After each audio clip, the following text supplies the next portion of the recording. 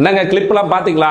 நேத்திக்கு வந்து கமருதீன் அவரோட ரசிகர்களை பார்த்து ஒரு மிகப்பெரிய ஆரவாரம், வேற லெவலில் வந்து வெடி வெடித்து கமருதீன் வந்து வரவேற்ற மக்கள். ஏன்னா வந்து அந்த ரெட் கார்டுக்கு அப்புறமா வந்து ஒரு மிகப்பெரிய ஹேட்ரேட் பரப்பப்படும் அப்படிங்கிற ஒரு சுச்சுவேஷனில் இருக்கும்போது கமருதீனுக்கு வெளியில் மக்கள் ஆதரவு இருக்குது அப்படிங்கிறது நம்ம நேத்திக்கு பார்த்தோம்.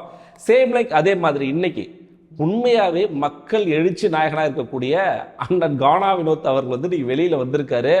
பெருமளவில் மக்கள் கூட்டம் திருவிழா மாதிரி இருக்கு கானா வினோத்தனுக்கு. லிட்டரலா வட சென்னையில் வந்து ஒரு ஒட்டு மொத்தமாக எல்லாருமே ஒன்று சேர்ந்து அவருக்கு வந்து பாராட்டு ஊர்வலம் சொல்லலாம். மக்கள் எல்லாருமே ஒன்று கூடி அவருக்கு வந்து வாழ்த்து தெரிவிக்கிறாங்க. இந்த சுச்சுவேஷனில் வந்து நான் அவரை பற்றி கண்டிப்பாக பேசியே ஆகணும். ஒன்று. ரெண்டாவது அப்டேட் வந்து பாரு பற்றி.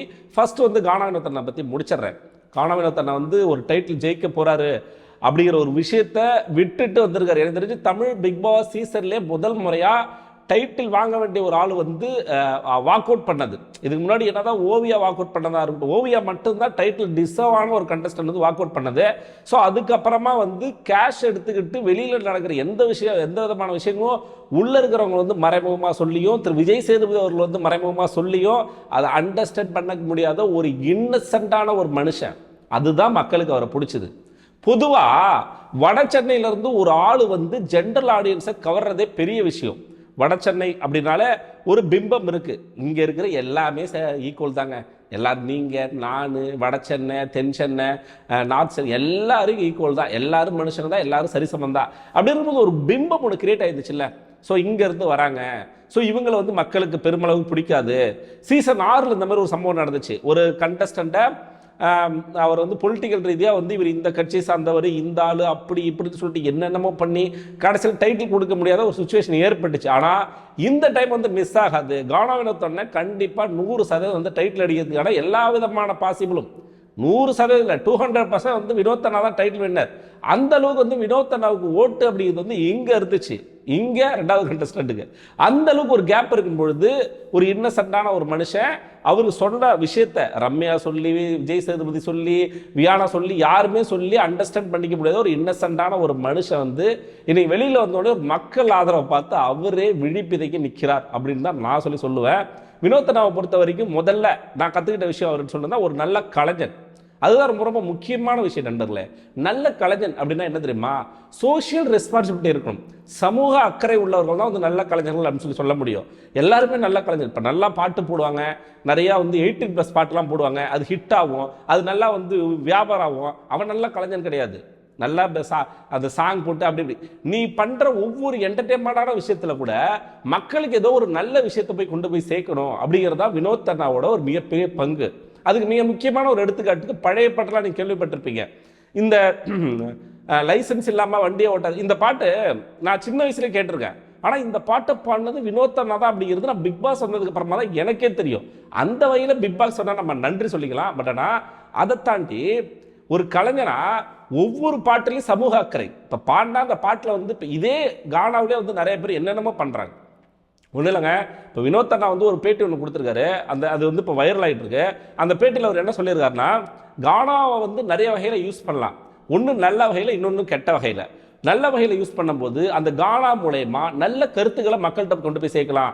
குடிக்கிறத பற்றி பாட்டு பாடினதாக இருக்கட்டும், வரதட்சணை கொடுமையை பற்றி பாட்டு பாடினதாக இருக்கட்டும், இந்த இளைஞர்கள் வந்து கெட்டு போயிட்டு நிறைய பேர் வந்து இந்த கஞ்சா இந்த அடுத்த லெவலில் ஒரு போதைப் பொருட்கள் இருக்குல்ல, இதுக்கு எதிராக பாட்டு பாடினதாக இருக்கட்டும், இப்படி நிறைய விஷயங்களுக்கு எதிராக பாட்டு பாடி இருக்கிறதுனால தான் இவர் நல்ல கலைஞர்னு சொல்கிறோம். கலைஞர்கள் எல்லாமே நல்ல கலைஞர்களாக இருக்க மாட்டாங்க. அந்த கலையை நல்ல விதமான விஷயத்தை யூஸ் பண்ணுறவங்க தான் நல்ல கலைஞர்கள் அப்படின்னு சொல்லுவாங்க. அந்த வகையில் வினோத்தனா வந்து ஒரு நல்ல கலைஞனாக ஜெயிச்சிட்டார். ஃபர்ஸ்ட் ஒரு நல்ல மனுஷனாகவும் ஜெயிச்சிருக்காரு. பிக் பாஸ் அப்படிங்கிற ஒரு வீட்டில் வந்து எல்லா விதத்திலுமே முக்கியமாக வந்து என்டர்டைன்மெண்ட் பண்ணதாக இருக்கட்டும், ஹியூமானிட்டி விஷயத்தில் இருக்கட்டும், மற்றபடி வந்து டாஸ்காக இருக்கட்டும். முக்கியமாக டாஸ்க்லாம் வந்து உண்மையுமே இந்த சீசனோட டாஸ்க் பீஸ்ட் யாருன்னு சொல்லி கேட்டிங்கன்னா அது வினோத்தனா தான். ஸோ அந்த அளவுக்கு எல்லாத்துலேயுமே டாஸ்க்கு கேம்னு சொல்லிட்டு எல்லாத்துலேயுமே ஒரு டைட்டில் வின்னருக்கான எல்லா விதமான தகுதி இருந்துச்சு. எல்லா இடத்துலையுமே இருந்தார். இப்போ எப்படி வந்து பார்வதியும் கமருதீனும் தவிர்த்துட்டு மற்றவங்களுக்கு வந்து ஒரு ஏவி போட முடியாதோ, அதே மாதிரி வினோத்தனாவை தவிர்த்துக்கிட்டு ஒரு ஏவி போடவே முடியாது. அந்த அளவுக்கு வினோத்தனா எல்லாத்துலயுமே வந்து இருந்திருக்காரு. ஸோ அந்த விஷயத்திலுமே வந்து நம்ம மறுக்க முடியாது. ஒரு நல்ல கணவனாக இருந்திருக்கார். அதுதான் ரொம்ப ரொம்ப முக்கியம். நம்ம கடைசியில் ஒரு எபிசோடு முடியும் போது அவர் சொல்லியிருப்பாரு, மனைவி பேச்சை கண்டிப்பா கேட்கணும். மனைவி பேச்சை கேட்டதுனால தான் நான் இங்க நிக்கிறேன். இது நல்லா எல்லா கணவர்களுக்கும் உரித்தான ஒரு விஷயம். ஸோ இது அவர்கிட்ட இருந்து நீ கத்துக்க வேண்டிய ஒரு விஷயம் தான்.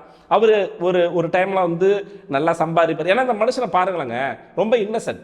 இவரை ஈஸியா ஏமாத்திர முடியும் எல்லாராலையும். ஸோ அதனாலதான் அவர் வந்து நிறைய இழந்திருக்காரு. அவரோட கடந்த காலங்களில் நல்லா பணம் சம்பாதிக்கும் போது, நிறைய சினி பாடல்கள் பாடும்போது எல்லா விஷயத்திலுமே வந்து நிறைய சம்பாரிச்சு அதை வந்து தப்பான வழியில விடல. அவரோட ஒரு இன்னசென்டால அவர் நம்பி சில பேர்கிட்ட வந்து கொடுத்துருக்கலாம், நம்பி அழிச்சிருக்கலாம். ஸோ இந்த மாதிரி நிறைய விஷயங்கள்ல அவர் ஈடுபட்டு அதுக்கப்புறம் வந்து ஒரு மனைவி அப்படிங்கிற ஒரு விஷயம் கேட்டு அவங்க சொன்னதை கேட்டு அவர் ஏதோ ஒரு பழமொழி சொன்னாரு, ஒரு மனைவி கையில வந்து மண்ணா வருதும் சிலையா வருதும் மனைவி கையில தான் இருக்கு அப்படின்னு சொல்லி சொன்னார்ல. அதுதான் ரொம்ப சிறப்பான விஷயம். ஒரு ஒரு நல்ல கலைஞனாகவும் ஒரு நல்ல கணவராகவும் ஒரு நல்ல அப்பாவாகவும் அந்த பணம் என்னோட குழந்தைகளோட படிப்பு செலவுக்கு தான் நான் யூஸ் பண்ணணும்னு சொன்னார்ல, அங்க நிக்கிறார் எங்க தலைவர். அதே இடத்துல வந்து வேற ஒரு விஷயத்துக்கு ஒரு வீடு கட்டத்துக்கு அப்படி சொல்லிட்டு கூட அது கூட மாற்றுக்கிறது இல்லைன்னு வச்சுக்கோங்களேன். இருந்தாலும் படிப்பு, என்னோட குழந்தைகளோட எதிர்காலம் இதெல்லாம் கருத்துல கொண்டு நான் அந்த காசை எடுக்கிறேன் அப்படின்னு சொல்லி சொன்னார்ல, அந்த இடத்துல அது அப்படி ஒரு ஜெயிச்சிட்டார். ஸோ அப்படி கானா வினோத் அண்ணா வந்து எல்லா விதத்திலுமே ஜெயிச்சுட்டாருங்க. மக்கள் மனசுல இடம் பிடிச்சிட்டாருங்க, ஜென்ரல் ஆடியன்ஸ் மனசுல இடம் பிடிச்சிட்டாருங்க, குழந்தைங்க மனசுல இடம் பிடிச்சிட்டாருங்க, ஒரு காமெடியா இடம் பிடிச்சிருக்காரு, ஒரு ஒரு ஹீரோயிசமா இடம் பிடிச்சிருக்காரு, ஒரு டாஸ்க் பீஸ்டா இடம் பிடிச்சிருக்காரு, ஒரு நல்ல கணவராக இடம் பிடிச்சிருக்காரு.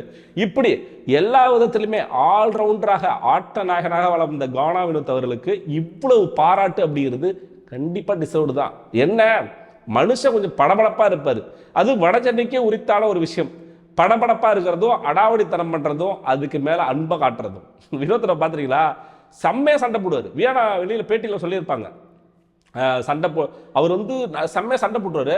சண்டை போட்டு அடுத்த ½ அன் ஹவர்ல வந்து எதுவுமே நடக்காத மாதிரி வந்து பேசுவாரு, மனசுல எதுவுமே வச்சுக்க மாட்டாரு. இந்த விஷம் சொல்லுவாங்கல்ல, நம்ம அரோரா மாதிரி ஆளுங்களை சொல்றாங்க விஷப்பாட்டுன்னு சொல்றோம்ல, அந்த மாதிரி விஷப்பாட்டுக்கு நடுவுல ஒரு மனுஷன் என்ன மனசுல பட்டதோ அதை பேசுறது, என்ன நினைக்கிறதோ அது பண்றது. அந்த நேரத்தில் கோப்பா அன்னைக்கு பாரு வந்து கடைசியில் திட்டி இருப்பார்ல, எதுவுமே இல்லை மைண்ட்ல அந்த ஒரு விஷயம் தான் தப்புன்னு பேசி விட்டுருவாரு. அதுக்கப்புறம் அது என்ன நடந்துச்சு என்னங்கிறத வந்து ரியலைஸ் பண்ணி கண்டிப்பா பேசுவார் நான் நம்புறேன். பட் ஆனா அவர் என்ன மனசுல தோணுதோ அப்படியே பேசக்கூடிய ஒரு ரா அண்ட் ரியலான ஒரு கண்டஸ்டன்ட் தான் நம்மளோட கானா வினோத் அவர்கள். அவருக்கு இவ்வளவு பெரிய மக்கள் ஆதரவு அப்படிங்கிறது கண்டிப்பா டிசர்வ். அவர் இதுக்கு 100% தகுதியான ஒரு கண்டஸ்டன்ட். அவர் இது மட்டும் இல்லைங்க, இன்னும் வாழ்க்கையில வெவ்வேறு உயரத்தை, மிகப்பெரிய உயரத்தை அடையும், கண்டிப்பா அடைவார். அவருக்கான டேலண்ட் முதல்ல பிக் பாஸ் பண்ண இந்த சீசன் 9 பிக் பாஸ் பண்ண ஒரே ஒரு உருப்படியான விஷயம் என்னன்னா, கானா வினோத் மாதிரி ஒரு திறமையான கலைஞனை நம்ம மக்கள் முன்னாடி எடுத்து வந்து நிப்பாட்டினது. அதுக்கு வந்து ஒரு மிகப்பெரிய சல்யூட் அப்படின்னு சொல்லிக்கிட்டே, ஸோ அதுக்கப்புறமா வந்து பார்வதி பத்தி ஒரு அப்டேட் நிறைய பேர் வந்து கமெண்ட் பாக்ஸ்ல போட்டுருந்தீங்க, பார்வதி என்ன ஆனாங்கன்னே தெரியல.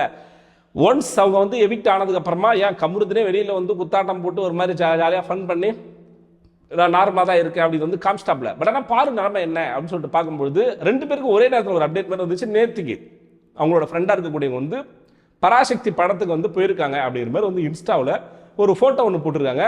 இதுல இருந்து நமக்கு என்ன தெரியுதுன்னா, அந்த போட்டோலே தெரியுது அவங்க என்னதான் வந்து ஒரு மன அழுத்தத்தில் இருந்தாலும் அவங்க அதுல இருந்து வெளியில வந்துட்டாங்க. நான் ஆல்ரெடி சொன்னேன்ல, பார்வதி வந்து ஒரு போல்டுங்க. அவங்க வந்து எப்படி சொல்றதுனா வச்சுங்களேன், ஒரு உமனா இருக்கக்கூடியவங்க எந்த விஷயத்தையும் ஃபேஸ் பண்ணி இப்படி லைஃப்ல வந்து அடுத்த கட்டத்துக்கு வரலாம் அப்படிங்கிறது ஒரு மிகச்சிறந்த உதாரணம் யாருன்னு சொல்லி கேட்டீங்கன்னா பார்வதி. அவங்க அதுல இருந்து வெளியில வந்துட்டாங்க அப்படிங்கிறதா ஒரு யதார்த்தமான உண்மை. இன்னும் ஒரு விஷயத்த சொல்றேன், பார்வதி ஒன்றும் பேசல. இப்ப விஜய் சேதுபதி பண்ண அந்த பாலிடிக்ஸ், பிக் பாஸ் பண்ண பாலிடிக்ஸ், இதெல்லாம் அவங்க வெளியில வந்து பேட்டி கொடுக்கும்போது சுக்கு நூறா உடைப்பாங்க, கிழிப்பாங்க. அந்த நம்பிக்கை எனக்கு இருக்கு. அக்ரிமெண்ட் இவனுக்கு போட்டிருந்தாலும், பேசக்கூடாதுன்னு சொன்னாலும், எதிராக பேசுங்க சொல்லி சொன்னாலும் அவங்க நிறைய விஷயத்தை எக்ஸ்போஸ் பண்ணுவாங்க அப்படிங்கிற ஒரு நம்பிக்கை எனக்கு இருக்கு விஜய் பார்வதி மேல. ஹோப்ஃபுல்லி அது நடக்கும் அப்படின்னு சொல்ற நம்புறேன். கானா வினோத்தோட ஃபேன்ஸ் யாராச்சும் இருந்துச்சுன்னா அவரோட இதுக்கப்புறம் அவர் எப்படி வாழ்க்கையில் முன்னேறி போவார், அவரை பற்றி உங்களோட கருத்து என்ன அப்படின்னு வந்து கமெண்ட் பாக்ஸில் போட்டு விடுங்க. விஜய் பார்வதி இதுக்கப்புறம் அவங்க என்ன பண்ணலாம் அப்படிங்கிறத பற்றி கமெண்ட் பாக்ஸில் போட்டு விடுங்க. நம்ம சேனலை புதுசாக பார்க்குற நண்பர்கள் வந்து சப்ஸ்கிரைப் பண்ண மறந்துடாதீங்க, வீடியோக்கு லைக் பண்ண மறந்துடாதீங்க, ஹைப் பண்ண மறந்துடாதீங்க. இதே மாதிரி அடுத்த வீடியோவில் சந்திக்கிறேன். அதுவரை உங்களிடமிருந்து விடைபெறுவது நான் ஏவி.